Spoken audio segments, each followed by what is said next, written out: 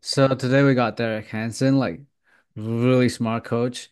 I know we kind of done this like I think two or three times before, but still, like, can you introduce yourself a little bit?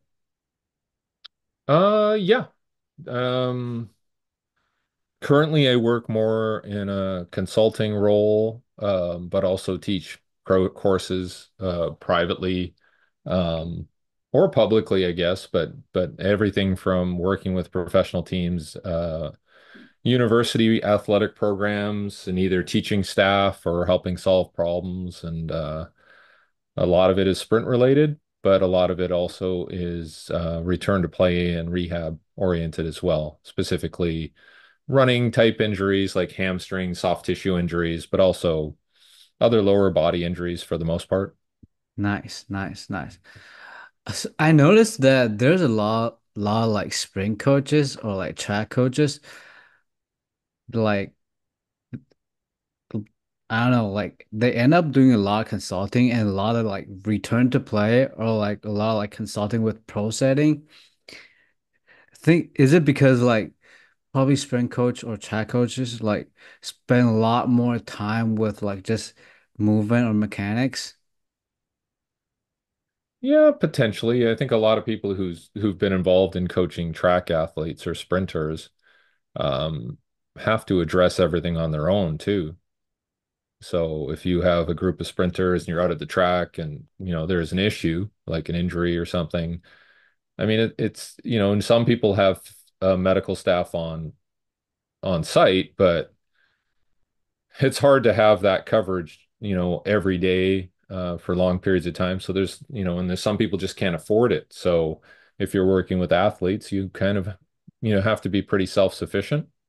And I think that's part of it. So you're trying to diagnose things from the mechanical side, the training load side, but also you have to know a little bit about anatomy, physiology, and rehab as well. So I think that's probably the reason. Whereas if you're working for a team sport, there's just so many other things going on. Yeah, Um, and a lot of the time, if you're with a pro team or a university team, they have medical staff and other people that can address the injury stuff. So yeah. nice, nice. So since we're talking about like injury or like return to play, uh I know like in the past few years, like no, yeah, like there are more and more like Achilles tendon injury and ACL injury happen in NFL or like NBA. Well, like we have more at the same time we have more technology, like force weight, 1080, motion capture, like literally anything you can think of. But still, like the injury rate is actually not like decreasing, it's actually increasing. So why do you think that is? What are the missing point? Yeah, or what are we missing? Mm, I mean, I think the space is getting really crowded. So whenever you add technology and you add new exercises and other things, it displaces things, right? So um, and on top of it, things like, people have to now be involved with social media. People, there's just extra commitment. So whenever you add more things or items to a space, it crowds things out, and maybe some of those things are pretty important. And they might be pretty basic things, but related to general fitness. And I think that's been squeezed out. So if you're not doing, say, the aerobic endurance or general muscular endurance work that you've typically done, you're probably doing more specific skill related things to your sport. Um, then items get lost in the shuffle, and training time gets lost in the shuffle, and everything's geared towards competition now because that's where you make the money. So it's more games, um, and more specific activity. So I think that's the primary reason you're seeing this is people are being distracted from maybe what they should be doing, which is, good general balanced training. Um, Nice, You know, nice. and then there's other things. Other things are magnifying it too. So, you know, the surfaces are faster, the shoes are stiffer. Um,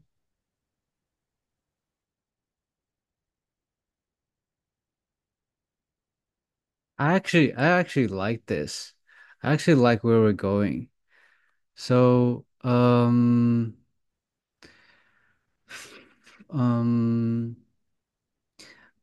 I recently go to like 11 like D1 Par 4 school to do like a XYZ access deceleration project. We use mhm. 1080 and force plate. But Mhm. like, so what I notice is like everybody have force plate now.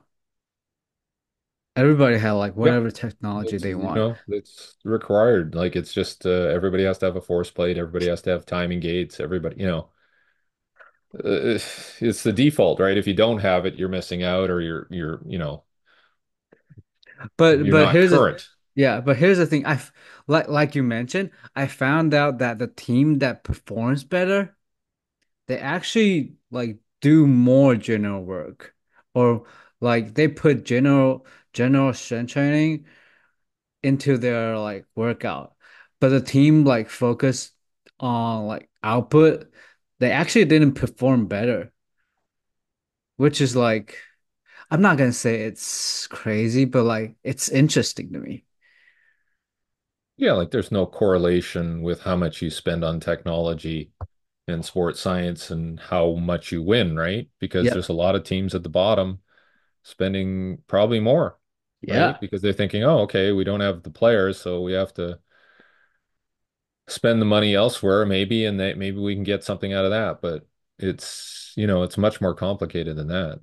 Nice, nice, nice. So, But uh, another thing besides like general like work or general like strength training, uh, I know a lot of like coaches right now focus on mechanics, especially like sprint coaches or like track and field coaches. They focus on like sprint mechanics and like even Randy Huntington once said that if your mechanics are wrong, there's no way you're strong enough in like those positions.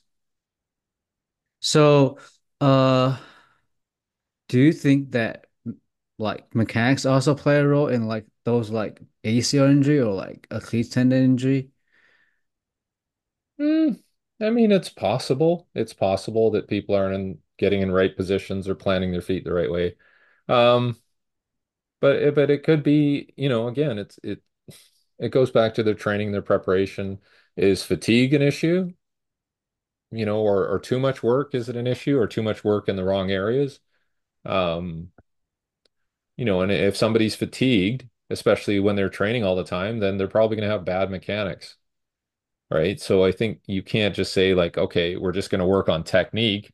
You have to have the capacity to be able to execute that technique properly over time. So, you know, it's a lot of things. It's not people want to isolate it as, you know, well, this one thing. It's the turf. Um, it's the food, right? The food quality of the food. It's sleep, but it could be everything, right? Yeah. So you have to take a pretty broad view and try to control what you can control. And a lot of the time that is making people more resilient through training. Um, but certainly if all you're working on is power and speed and you're neglecting general fitness and endurance and recovery, you're going to run into problems at some point. You're just going to you know, you're going to blow up essentially. So I think, you know, that's not exciting though. That's not, you know, somebody coming in and say, hey, we have to look at everything. We have to make sure everything's in the right proportions. And we have to have a progression and we have to train it over 8 to 12 weeks to make sure it solidifies. That that's not exciting, right? It's easier to buy a piece of equipment and um, you know, look at data. But the bottom line is, are you putting in the right work and are you doing it enough, right? So So is it I know this is a stupid question, but like Is it kind of the same like what Charlie Francis, like the high-low model you mentioned? Like you have, if you have a high day, you have to have a low day. Like put in general work in the low day. Yeah, I think they're again, these things, I mean, you could say they're different, they're part of a spectrum um, that has to be balanced out. It can't be just one side of that spectrum. You can't just, you can't just like a marathoner just can't train endurance. They have to train speed. They have to be strong too. The top marathoners are running pretty fast, like 4:30 per mile, which is fast. That's sprinting for most people. So, everybody has to look at their distribution of work and understand, okay, if I'm going to be playing American football, how much speed work do I have to do? How much strength training do I have to do? How much general endurance work do I have to do to sustain that? And we kind of know, but I don't, again, it comes down to, is the athlete willing to do that? Does the athlete have the knowledge to know how to do that? And do the people who are handling the athlete also have that knowledge and that patience? Because there is a bit of a struggle to entertain the athlete and keep it exciting and Yeah. so there's a lot going on, and you have to be a special kind of person that has that experience to understand what's important, what has to be done, and then you have to have some sort of discipline to say like, no, we got to do it this way. And Nice. if that athlete decides like, I don't want to do that, I don't like this stuff, like, well, a lot of the time you got to walk away from that athlete because they're going to represent you. So if you start cutting corners with that athlete, then that's going to show up later and it's going to reflect poorly on you as a coach. So I think, sometimes, and I was talking to somebody about that. A friend of mine works with pro golfers, and I was talking to him this weekend, and he's walked away from people because they aren't following, his guidelines and what his recommendations are. So, um, that athlete represents his work. So if the athlete isn't listening, then they go out and have a crappy tournament or they get hurt, that reflects poorly on him. So if they're not going to comply, you may have to walk away. And there's nothing wrong with that, right? So, but I think a lot of people get very um, insecure and afraid, like, oh, I don't want to lose this athlete. This is like a really top pro athlete, and even though they're difficult to work with, I still need to hang on to them to be, for my business or whatever. And um, I think if you've been around long enough, I think you kind of go like, no, that's not worth it. That's really not worth it in the long run to be associated with somebody who's not gonna to be disciplined and follow what our goal is or what our plan is. And I think that's tough. That's very tough to do sometimes, but you do have to look at the big picture. Nice. Nice. Nice. Yeah. So, uh, I want to ask you this. For all those years of like experience, like, mm, like we kind of talked about before, like Cody kind of mentioned you to me, like since you trained with you, you never got a hamstring strain after that. So with all those like experience, like all those years, did you ever like, or if I have to have you to pick, would you use like, would you say like any certain technology you have to use or you have to have in order to train an athlete or a team right now? I know this is a stupid one, but like, Um, you don't have to have any of it. Like you have to have space. You have to have um, the facility does matter, right? So having the space to do the movement work, having different surfaces to train on, having a warm, dry environment is important. Especially if you're in a location where it's cold in the winter, you have to have a nice indoor environment. So I would say those are the first things. If you're setting something up, it's like, okay, we need a nice space to train. Okay, and then what do you need from there? Well, we need cones to mark out distances. We need medicine balls, we need weights, basic stuff. I think that's where you're starting. I think the technology stuff tends to be, um, towards the end of that process of building your facility and understanding. But, because it doesn't matter what kind of technology you have if you don't have a nice environment to train in. Um, and then, I got away with just using a stopwatch a lot because if you're pretty handy with a stopwatch and you're consistent, it gives you pretty good information, right? Roughly where somebody is. Um,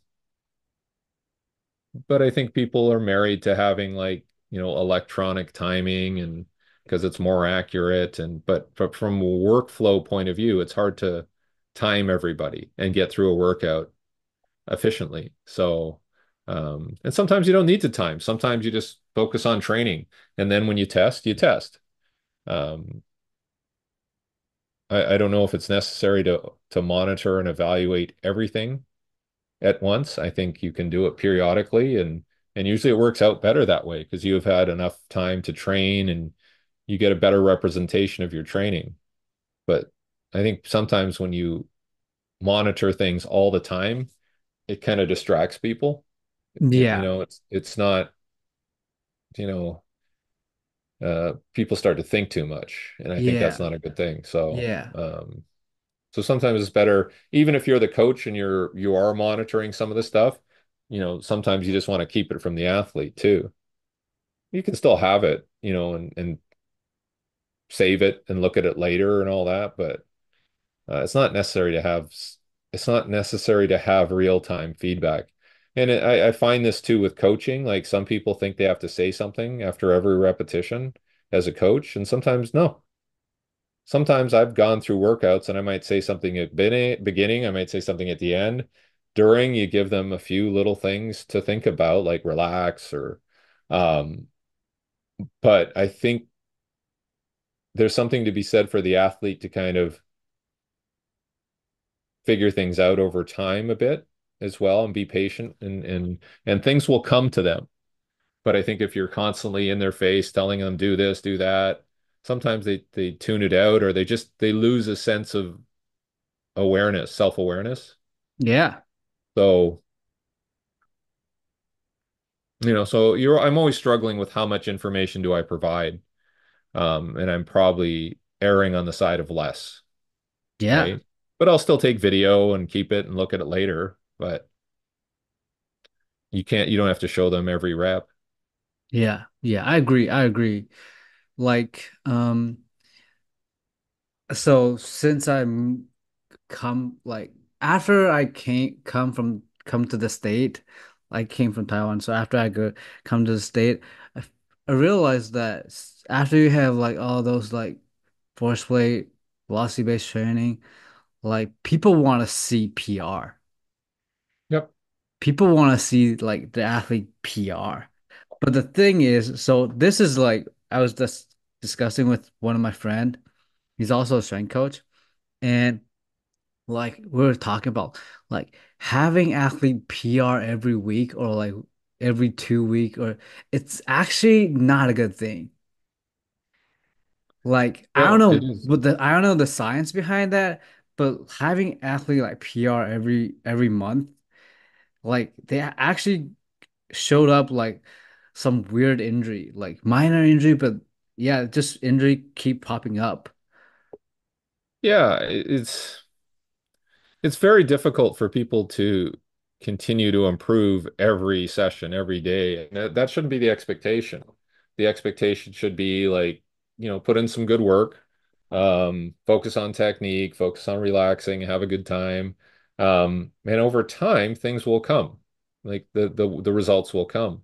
Rarely is improvement a linear path. A lot of time it's bumpy, right? Yeah. Um, and sometimes people seeing that they didn't perform as well in a session or over a couple of sets, it sets them back mentally, like and they try too hard. And so it's, ignorance is bliss in this regard where, um, they know things are going well generally, but they don't need to be confirmed every single time they step on the track or in the weight room. Um, I mean, it's a little easier in the weight room, you can kind of tell, but a lot of the time you're structuring the work in the weight room so that they can't tell, right? So you might be doing different repetitions or different exercises. You don't always front squat or back squat. You mix it up and you vary it a bit. So, um, I think there's an art to that. There's an art to disguising the work and making them internalize things a little more, rather than expecting to get information to tell them how they're doing, Yeah. right? And there's nothing wrong with just saying, "Yep, that looks good. Good job, good effort." Sometimes that's what the coach is there for. They're not there to be um, data scientists spewing out Yeah. data to the athlete, right? Yeah. It's Yeah. too much.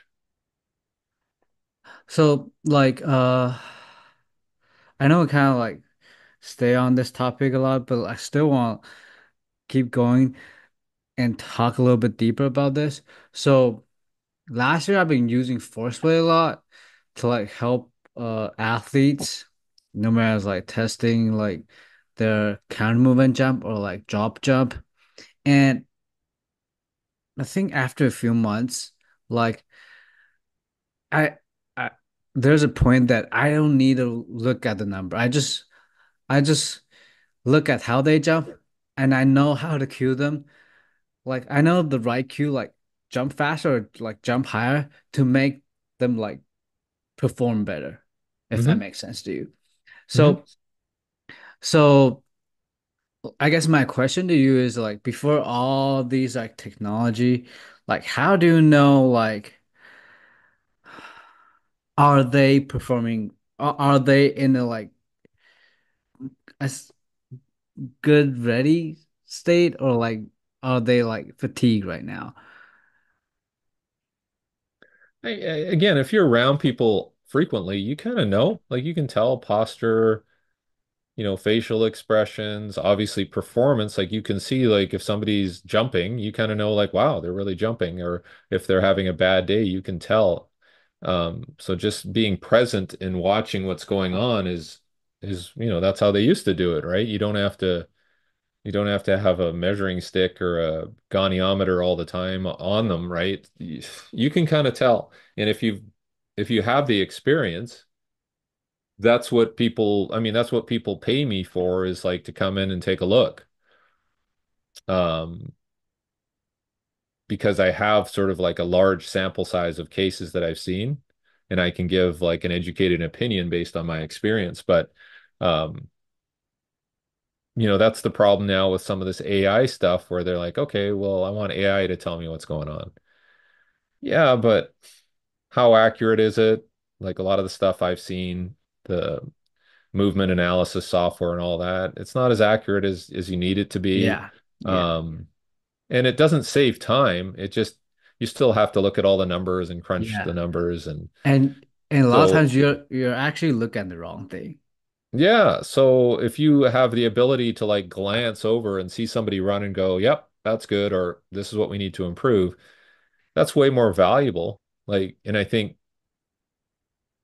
that's where I would invest in. Like you have to invest on the human resources side, hire good people, and then even once you hire them, you still have to contribute towards their education, continuing education and all that. And um, but spending, hundreds of thousands of dollars on equipment that doesn't really tell you what you need to know, or just takes more time away from important things. I don't know. I think it's really tough nowadays. I think it's very tough when you're starting, say you've been hired and you're going to take over a team's performance department. The expectation is that you have a budget and you have to spend it on items, right? Um, but there doesn't seem to be the same, and it's different with every organization, but there doesn't seem to be the same commitment to continuing education, professional development, Yeah. um, and finding really good people. Yeah. It's um, and I don't know what the best way to do that is, but it certainly is. It's creating a social environment where people want to learn and want to get better. And I had a call yesterday with a team on a hamstring injury rehab, and it's great. They had, like, I think we had 7 people on the call. We're all sharing ideas, um, and it was an hour and a half, and I think we got down to some pretty important points around this athlete, and like I said, everybody was involved. And a lot of teams won't do that. They'll be very closed. But they wanted my opinion, and they can do whatever they want with the opinion, but certainly it's nice to get somebody else's opinion and compare it against what you saw. And if you can make it work for you and get some improvements, then that's valuable. Like, but you're not going to get that from honestly, you're not going to get that from GPS Yeah. or force plates. Like, you have to look at them, you have to talk to them, you have to see what their history is. Um, Man, there's little nuances that are very important that can't be picked up by technology. So, I'm not anti-technology. I'm probably have just as much as everybody else, but there's always times when I buy something and I'm like, oh, that was kind of a waste of money. Like, that really didn't, I wasn't able to use it like I thought I would. Um, and it's kind of missed the mark. So I'm the first one to say, like, wow, that was a fail. Um, but I think you have to have an open mind and be you're pretty open to bouncing it off other people, seeing what they, what experience have you had? What successes have you had? Is the technology you're using, is it good? Yeah, yeah, yeah, I'm still trying to figure it out, and you just need to be around people who are pretty honest about this stuff Yeah. because you don't know, like it's so hard to tell, like people will promote something because maybe they have a vested interest in it or maybe there's a financial arrangement and Yeah. it's so tough. Like, you look online, it's hard to do research to find out what's good, and it's like Especially, anything. You go on Amazon and you look at something and you see, like, oh, it's got 20 reviews that say it's the best thing ever, and then you have 5 reviews that say it's the worst thing ever. So, I don't know. You at some point you got to take a leap of faith, right? But somebody's always going to complain and somebody's always going to overstate its value, right? And you got to look somewhere in the middle. yeah. Especially you talk about like doing research, and I know like nowadays a lot of like tech company, they're gonna sponsor the research. So it's Yep. hard to say that like you have to have those stuff. And personally, I think because I came from Taiwan, just being honest, like we don't have force weight when I was in Taiwan. I don't have like 1080. I don't have timing gates. When I train my sprinter, all I got is like iPhone, like watch how they sprint, like watch how they like Yeah. switch.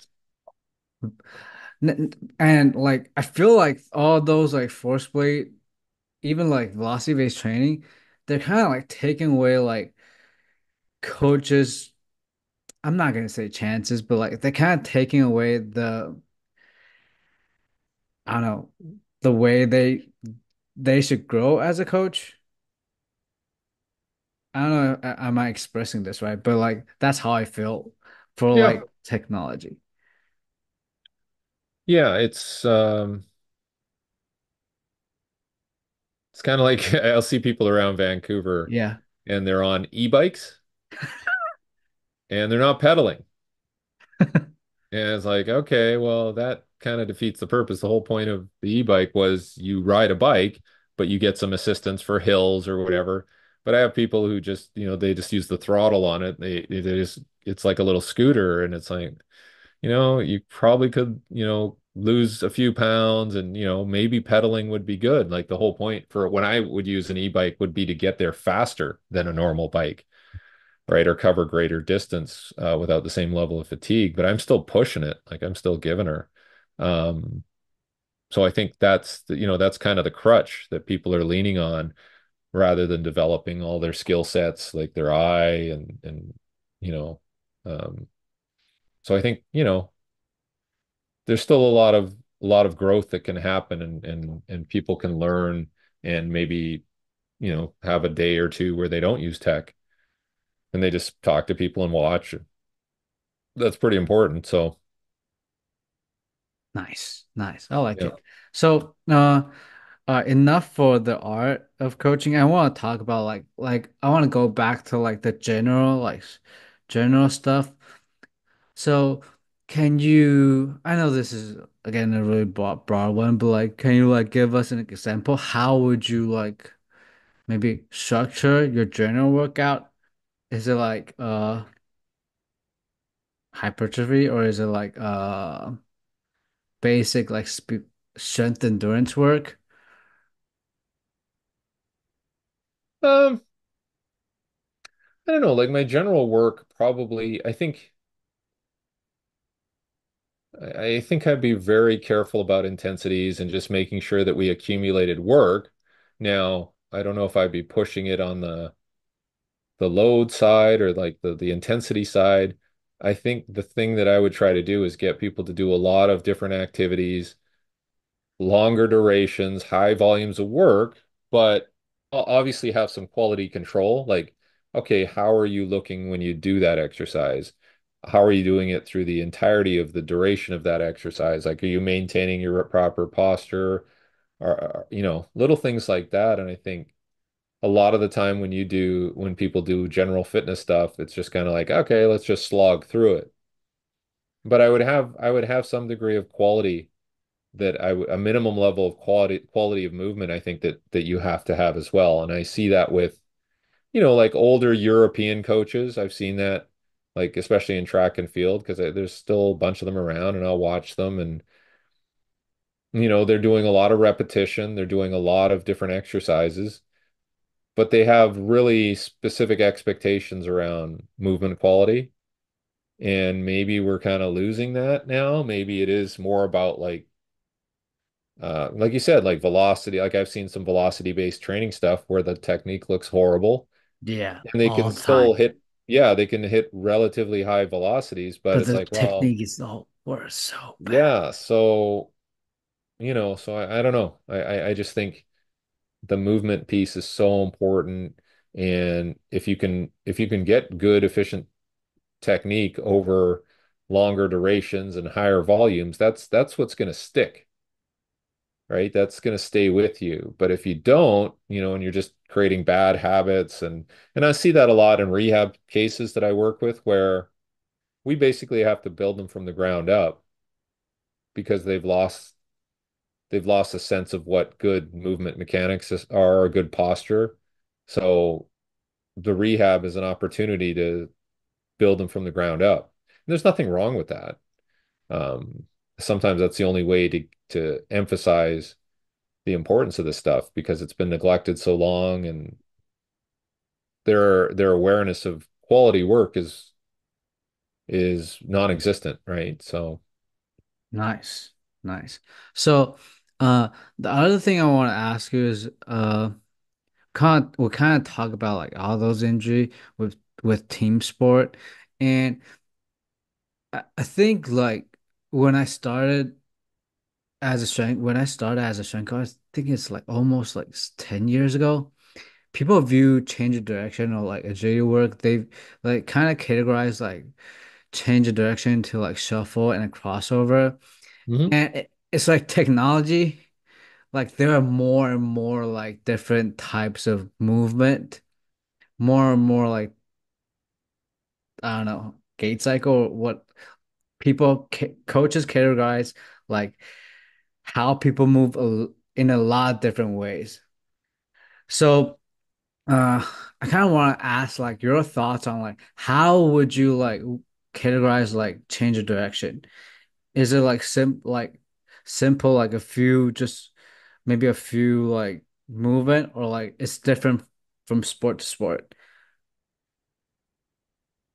Yeah, I think I mean there is a sport specificity that has to be part of it, right?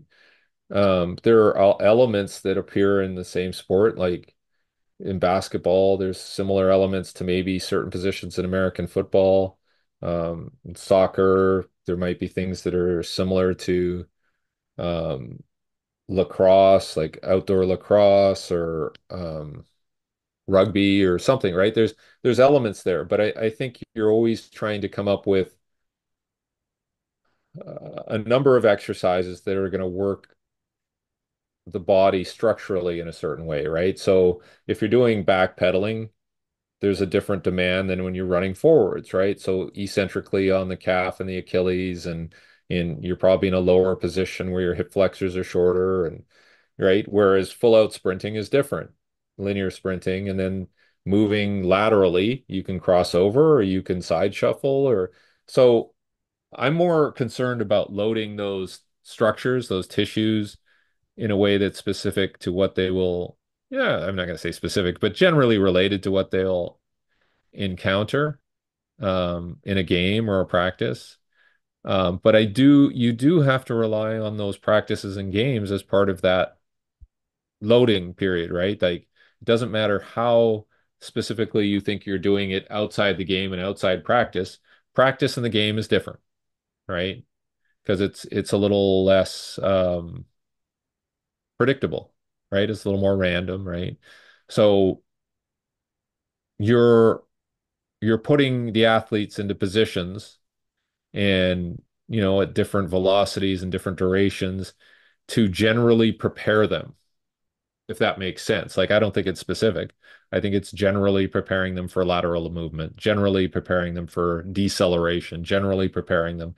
But when it happens in the game, it can be very different.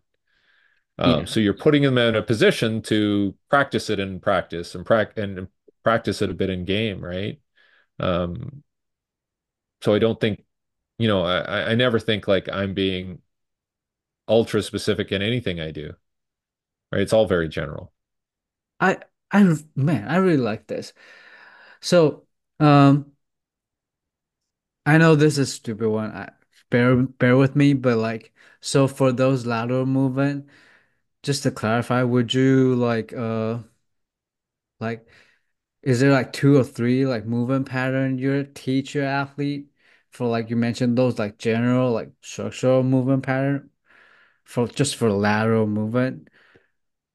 Yeah, I mean, I don't want it to sound like, I have a very unique proprietary way of doing lateral movement. I mean, lateral movement is lateral movement. You can do a side shuffle tall, you can do it with more knee flexion, more hip flexion, right? You can do it, and I'm not doing these for super long distances. Like, they're relatively short distances. So I just think, and you can incorporate a lot of this stuff as part of warm up, right? A lot of the time I'll incorporate all the same drills that I use as part of a warm up at a low intensity version. And then you'll have like a higher intensity version where it's shorter durations, it's more explosive, and okay, you get a bit longer break. So I think I try not to make it too complicated, or overstate, the specificity of what I'm doing. But it's in there. It's definitely in there.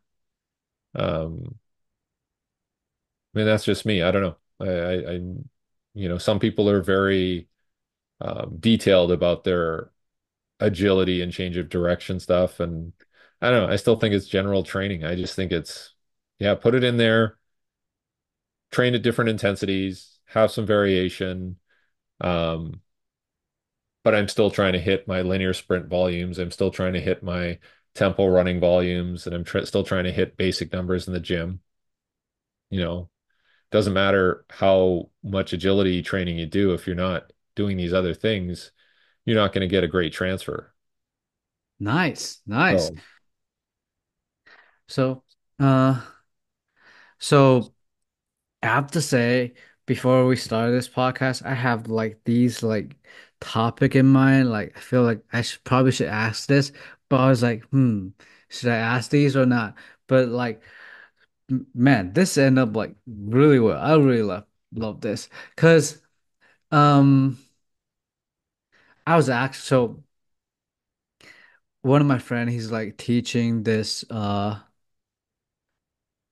graduate school level like strength and conditioning class, and he kind of like I'm not gonna say he's overcomplicated, but like he kind of make things too complicated. Like there's like I mentioned, there's like different a lot of like change of direction movement pattern with each sport. I was like, why do you have to make things so complicated? And I was like, why don't we just keep things simple? And like it's like when I talk to like track coaches or legendary coaches like Coach Boo, Dan Path, like or you, like you always like said the same thing. Keep things simple and like work on the general stuff. And the game is the game. Yeah, I can't see. I mean, anybody who's been around long enough knows that, right? Yeah. I don't, do I is there a place for complexity? Certainly there is, but it's definitely a case by case basis. So I'm not going to stand in front of an audience of like 100 people or 200 people and say like it has to be done this way. You won't know till you get into a situation and how complex it has to get or how detailed it has to get. But usually you start like you peel the onion, right? You start with the outer layers and then you work in. And if you don't have to work to the center of the onion, then that's a good thing. Like you've solved it by using some pretty simple means. Um, but I think people are trying to cut open the onion and get to the center right away and missing out on, if that's a good analogy. But um, yeah, I think you're always looking for the simplest solution with the least amount of words. Um, And then you can intellectualize it later, you know, but in front of the athlete, no. Simple. Nice. Nice. All right. I want to end this podcast with like the last two questions. So with all those like technology, with all these like information, you got tons of research paper, tons of like online education, like coaches doing education, like like you mentioned, like a lot of coaches feel like if they don't use force plate, they're missing out. If they don't use like velocity based training, they're missing out. So like just maybe just some advice for like younger strength coach or younger like track coach, whatever, who like who want to succeed in our field. Yeah, I mean the great thing is you can still educate yourself on things like force plates and there's so many resources, right? You go online, you can see what people are doing, and so you can have a very good working knowledge of what they can show you. Having said that, you just being able to measure jump height is probably a pretty good indicator as well. Like gravity's pretty constant, so we know if somebody jumps 40 inches high, that's pretty good. If somebody jumps 12 inches, that's not so good. So, um, like I said, it's very easy to get caught up in the nuance and feel like you're missing out, right? Fear of missing out. But if everybody has a phone, everybody has a camera, a video camera on that phone that shoots probably at least 120 frames per second. Um, I think that's really quite good. Like it's obviously it's 100 times better than when I was a young coach, right? I was going through some old tape or video, and it was on VHS or Digital 8 or something like that, and it's horrible quality and um, it's so much better. Like now with just our phone, right? And you can slow it down, stop it, draw overlays on it, and um, we're so much further ahead. So I don't think I'm always telling people like, don't worry. Like you pretty much have, a sports science lab in your pocket now. So, um, you're way better off, right?